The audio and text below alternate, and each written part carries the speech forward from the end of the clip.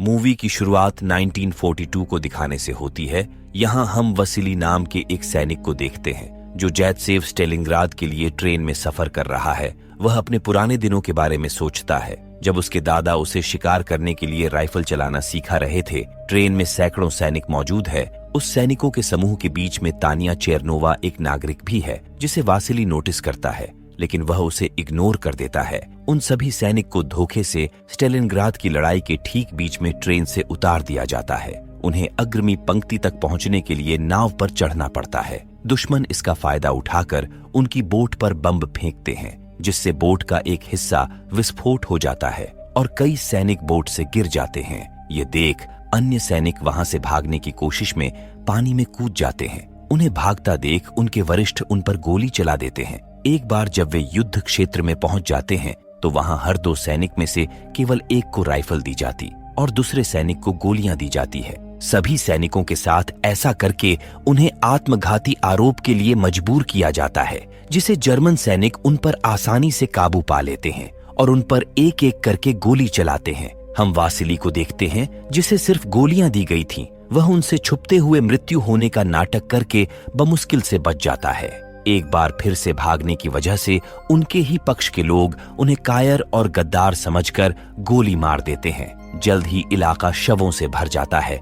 कोई भी जीवित नहीं दिख रहा था। कुछ समय बाद यहाँ से एक कार इस इलाके को पार करने की कोशिश करती है। अचानक एक तोप का गोला उस पर गिरता है, जिससे कार पलट जाती है और उसमें से कमिश्नर डेनिलोव बाहर आता है और रेंगते हुए एक फव्वारे के पास छिप जाता है और वह उन डेड बॉडीज के साथ खुद को भी एक मरा होने का नाटक करता है और इससे वह खुद को जर्मन सैनिकों से बचा लेता है। लेकिन जर्मन सैनिक ये सुनिश्चित करने के लिए उन पर अंधाधुंध गोली चलाते कि कोई सैनिक अभी जीवित तो नहीं है। इसके बाद वे वहां से चले जाते हैं। उधर डेनिलोव शवों में से एक राइफल निकालता है और पास की इमारत में दिखाई दे रहे कुछ सैनिकों को गोली मारने की कोशिश करता है, लेकिन राइफल में गोली खत्म हो गया था। तब उसे पता चला कि इस फव्वारे में वह जीवित रहने वाला मात्र एक व्यक्ति नहीं है, बल्कि वासिली भी वहां छिपा हुआ है। वासिली उससे अपनी राइफल मांगता है ताकि वह उसमें गोलियां लॉड कर सके जो उसे यहाँ आने पर दी गई थी। तभी यहाँ सैनिकों की एक कार आती है, जिसे देख वासिली फव्वारे की दीवार पर एक छेद के पीछे छिप जाता है और जैसे ही वह एक विस्फोट को सुनता है तो वह अपनी पूरी सटीकता के साथ प्रत्येक जर्मन को एक एक करके सिर पर गोली मारना शुरू कर देता है। कुछ घंटों बाद जब उन्हें कमेटी द्वारा बचा लिया जाता है और वे उन्हें मुख्यालय में लाते हैं, यहाँ डेनिलोव वासिली की वीरता को व्यक्त देने वाले पैम्फलेट की एक श्रृंखला छापती है। कई दिनों बाद अध्यक्ष निकिता शहर की रक्षा का सामान्य करने के लिए स्टेलिनग्राद आते हैं, क्योंकि स्टेलिनग्राद स्टालिन के शक्ति का प्रतीक है और वे इसे खोने का जोखिम नहीं उठा सकते। वे पुराने युद्ध के बारे में सुनकर अपने नए अधीनस्थों के मनोबल को सुधारने के बारे में विचार करते हैं, लेकिन अधिकांश सैनिक वही प्रभावी रणनीति दोहराते हैं जो वे वर्षों से उपयोग कर रहे हैं। लेकिन डेनिलोव उनसे कुछ अलग प्रपोजल रखता है कि हमें सजा के बजाय उन्हें आशा प्रदान करना चाहिए ताकि हम अपने मातृभूमि की रक्षा कर सके और अपने मातृभूमि की सेवा करना हमारा कर्तव्य है। डेनिलोव की बात सुनकर कैप्टन खुश हो जाते हैं और उसे सेना का वरिष्ठ लेफ्टिनेंट बना देते हैं। वासिली का चेहरा अखबार में दिखाई देता है, जिसे अनुसरण करने के लिए एक एग्जाम्पल के तौर में प्रस्तुत किया जाता है। वासिली रूसी सेना का एक मसीहा बन गया और वह राष्ट्रीय नायक और उसके कारनामे सेना का साथ दिया, जिससे उसकी वीरता हर जगहों पर फैलने लगती है।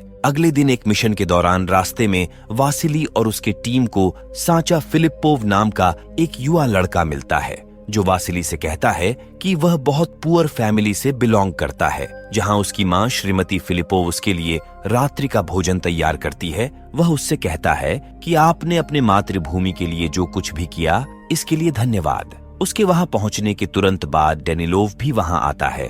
वह यहाँ वासिली के प्रशंसकों के पत्र लेकर आया था और वह उन पत्र को उन सबको दिखाता है। यहाँ डेनिलो एक लेडी को देखता है। वह उसे अपने मिशन में शामिल करना चाहता है क्योंकि उसे जर्मन लैंग्वेज आती है और उन्हें जर्मन भाषा समझने वाले अधिकांश सैनिक की सख्त जरूरत है। इसी बीच जर्मन सैनिक मेजर इरविन कोनिग एक प्रसिद्ध निशानेबाज के प्रमुख को बुलाया और वह उससे वासिली को मारने के लिए कहता है और वह भी उसे स्वीकार कर लेता है। कुछ घंटे बाद वासिली की टीम उसको झपकी से जगाते हैं और उसे कहते हैं कि डिपार्टमेंट स्टोर में कुछ परेशानी आ गई है। वासिली यहाँ आता और खिड़की की छाया से गोली मारता है, जिससे उसका हेलमेट गिर जाता है और वे यह सोचते हैं कि उन्होंने अपने टारगेट को मार दिया और वे उस डेड बॉडी को देखने के लिए जाते हैं, जिससे उनका एक साथी पीछे रह जाता है, जिससे वे लोग उसे गोली मार देते हैं। हालांकि वासिली छुपते हुए डिपार्टमेंट स्टोर के अंदर जाता है और वह वहां एक आकृति को देखता है जो एक स्नाइपर के रूप में दिखने के लिए तैयार किया गया था।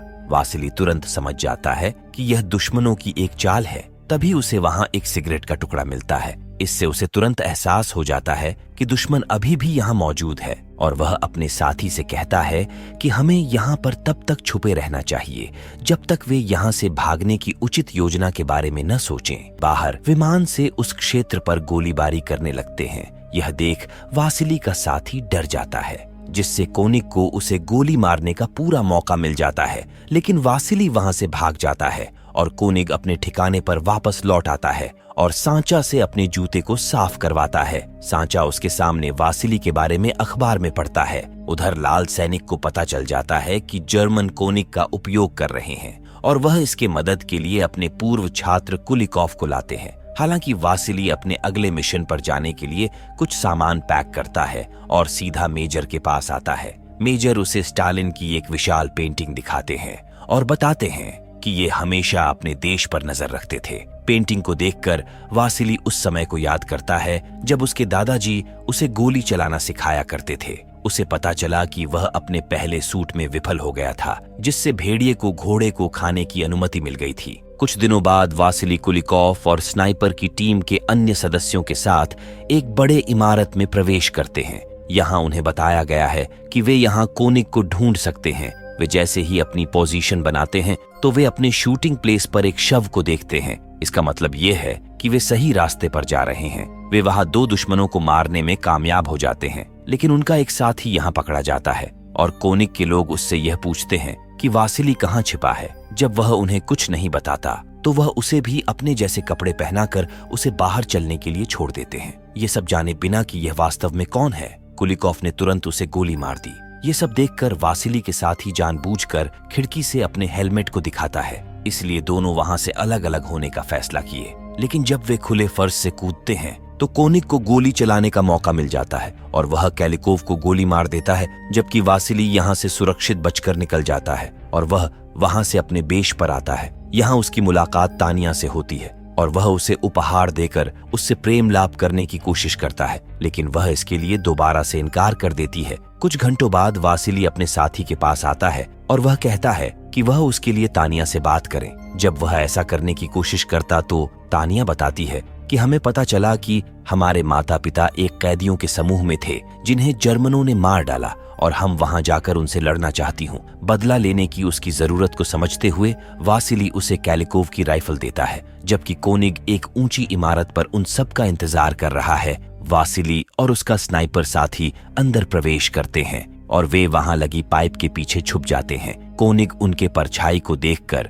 उनकी स्थिति के बारे में सचेत हो जाता है। जैसे ही दोनों आगे बढ़ने की कोशिश करते हैं, कोनिग उन पर गोली चलाता है, जिससे वासिली के हाथ में गोली लग जाती है और उसकी राइफल नीचे गिर जाती है और वह देखता है कि उसके साथी को भी चोट लग गई है। तो वह उसे वापस मुख्यालय जाने के लिए कहता है, क्योंकि वह उस स्थिति में उसका कुछ नहीं कर सकता है। यहाँ वासिली लगातार चाकू और रस्सी की सहायता से राइफल को अपनी ओर खींचने की कोशिश करता है, लेकिन कोनिग उस पर गोली चलाता है। तभी जर्मन सैनिक प्लेन से वहां बम गिरा देते हैं, जिससे पूरी बिल्डिंग में कांच के टुकड़े बिखर जाते हैं, जिससे कोनिग को एक कांच के टुकड़े में वासिली का चेहरा दिखाई देने लगता है। अचानक तानिया भी वहां आ जाती है। वासिली उसे वहीं रुकने के लिए कहता है और वह उसे कांच की मदद से लाइट को रिफ्लेक्ट करने के लिए कहता है, और जब वह कांच को रिफ्लेक्ट करती तो उसका प्रकाश सीधा कोनिग के आंख में लग जाती है, जिससे कुछ क्षण के लिए उसे कुछ नहीं दिखाई देता है। इस मौके का फायदा उठाकर वासिली अपना राइफल उठा लेता है और कोनिग को शूट करता है। वह गोली सीधा कोनिग के हाथ में लग जाती है। राइफल न चला पाने की वजह से वह वहां से चला जाता है। अगले दिन वासिली अपने साथी के पास आता है और उससे कहता है कि अब हम सांचा का उपयोग करके कोनिग को मारेंगे। दरअसल सांचा एक डबल एजेंट के रूप में काम करता है और वे सांचा की मदद से कोनिग का लोकेशन पता लगा लेते हैं। इसके बाद वह वासिली लाशों के ढेर में चला जाता है और खुद लाश होने का नाटक करता है, जैसा कि उसके दादाजी ने उसे बताया था कि हमें अपने टारगेट पर कैसे निशाना बनाना चाहिए। ठीक उसी प्रकार वह छिपकर कोनिक को आने का इंतजार करता है। कई घंटे बीत जाते हैं लेकिन कोनिक वहां नहीं आता है। उसका इंतजार करते करते वासिली की आंख लग जाती है। यहाँ सभी लोग घबराने लगते हैं क्योंकि वासिली को वहां से गए पूरे 4 घंटे बीत गए थे। कुछ देर बाद वासिली यहाँ आता है जिसे देख वे सभी खुश हो जाते हैं और तानिया उसे किस कर लेती है। असल में वे दोनों एक दूसरे को चाहने लगे थे। इस बीच कोनिक को पता चल जाता है कि सांचा डबल एजेंट के रूप में काम कर रहा है। इससे वह उसे मारकर खंभे में टांग देता है। तभी अचानक एक बम ब्लास्ट होता है जिससे तानिया घायल हो जाती है। तब डॉक्टर बताता है कि उसके बचने का कोई उम्मीद नहीं है और वे उसे वही छोड़कर जाने का फैसला करते हैं। कोनिक कॉनिलोव पर अपना निशाना बनाता है और उस पर गोली चलाता है जिससे उसकी मौत हो जाती है। कॉनिलोव सोचता है कि वह वासिली को मार दिया और वह इस उम्मीद से आगे बढ़ता है जहां वासिली पहले से ही उसका इंतजार कर रहा था और उसे आते ही वह अपनी राइफल से उसे शूट कर देता है जिससे उसकी मौत हो जाती है। इसके बाद वासिली अपने दोस्त को सम्मान देते हुए उसके हाथ में अपना बंदूक देता है और इसी के साथ मूवी यहीं पर एंड हो जाती है।